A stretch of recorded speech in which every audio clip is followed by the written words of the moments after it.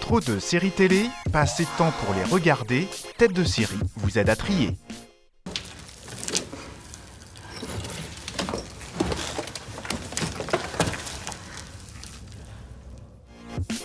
Elle est franco-belge, navigue entre le drame, l'épouvante et le fantastique, et ce en seulement 3 épisodes. Comme son nom le suggère, Au-delà des murs paraît donc bien éloigné des sentiers battus. Nos 4 critiques vous guident aujourd'hui dans les sombres sous-sols d'une série diffusée sur Arte le 22 septembre. On va où? J'ai un endroit. Un endroit que les autres connaissent pas. C'est l'histoire de Lisa, une orthophoniste qui paradoxalement est presque muette, qui reste chez elle, qui ne sort pas, qui prétend être mariée alors qu'elle est seule, et qui va hériter par mystère d'une vieille villa coincée entre 2 immeubles. Elle va rentrer dans cette maison et trouver un monde qui vit en dessous de cette maison, complètement dans des labyrinthes. Un labyrinthe qui est aussi un labyrinthe intérieur. Derrière ces murs, on comprend bien qu'il y a toute une quête psychologique qui se joue, mais c'est surtout l'horreur. On n'y voit rien, il y a des portes qui grincent, on croise des gens ensanglantés qui portent des têtes d'animaux.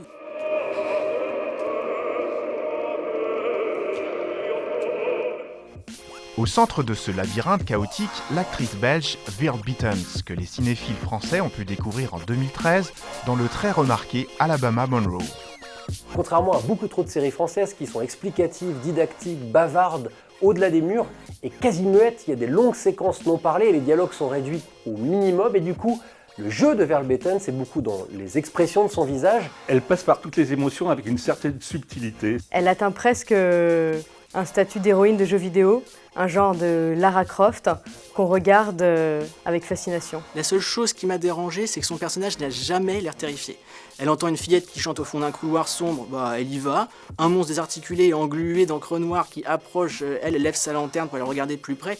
Moi je me retrouve dans un endroit pareil, je me mets à hurler. Retournez-vous. Mais alors, à quoi ressemble cette étrange aventure derrière les murs? Doit-on s'attendre à se cacher les yeux ou à les écarquiller? Ça manque pas de fantômes. Et c'est aussi toute une ambiance, on est plongé dans une pénombre rouge-orangée où tout est éclairé à la bougie. Mais on passe aussi par de très beaux décors où se rejoignent fantastique et poésie. Hervé Anmar et Marc Herpoux, les créateurs d'Au-delà des murs, sont des fans de genre, des fans de fantastique. Ils citent aussi bien le cinéma de fantômes coréen que le travail de Polanski. Hervé Anmar ne fait pas une mise en scène gratuite qu'on peut faire dans les films fantastiques avec des effets.